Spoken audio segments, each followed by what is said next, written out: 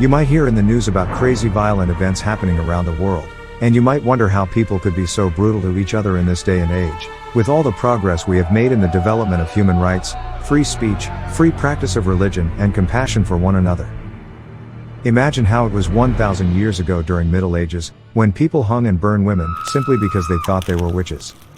Or 2 millennia ago, when they brutally crucified Jesus Christ for wanting to help other people. How about 600 years before even Jesus Christ was born? What kind of savagery do you think was commonplace in the ancient world? How would you think victors would treat the defeated commanders and captive soldiers? How about women and children of the captured cities of the enemy? Would they be allowed to follow their own traditions and to practice their own religion?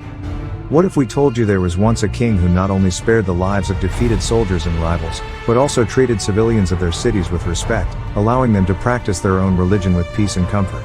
There was once a mighty and fair king who was called Cyrus, meaning like the sun. He was born in 600 BC as the Prince of Persia, in a very famous royal family. His great-great-grandfather was Achaemenes, who was also a fair king and the figurehead of the Achaemenid dynasty, ruling in the central south part of present-day Iran. Cyrus learned from his fathers and forefathers that the first rule of governance is to be liked by the people you are leading. He also learned that one's knowledge of the world is limited to what he can see, and if you want to grow and make allies, you need to start by learning from their strengths, and welcome their good ideas to your thinking. This way, you don't have to force people to act the way you want, but rather people choose willingly to be your ally. Applying the same principles, he managed to defeat Persia's biggest rival at the time, who was neighboring northern empire, the Medes.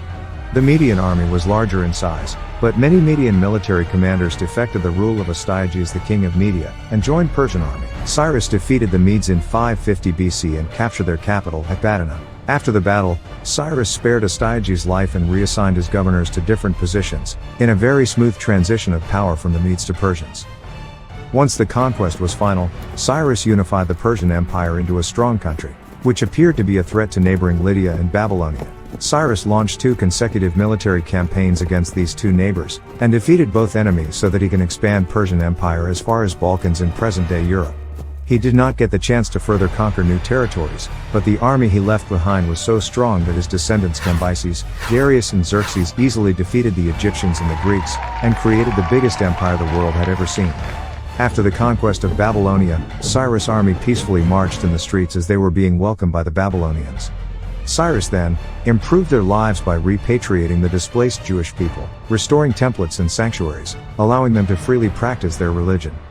He then inscribed the first human right resolution on the now famous Cyrus cylinder, which is kept in British Museum in London. Cyrus's legacy goes well beyond his time and territory in Persia or Iran. He is a symbol of pride for Iranians and messiah to Jewish people as he helped them resettle and rebuild Jerusalem. The Greek knew him as a role model and Babylonians as the liberator. Alexander the Great adored him to a point that he ordered to decorate the interior of his tomb, and John Adams and Thomas Jefferson advised his children and friends to learn from Cyrus' fairness and way of governance. A truly great king, whose legacy impacted generations even 2 millennia after his death.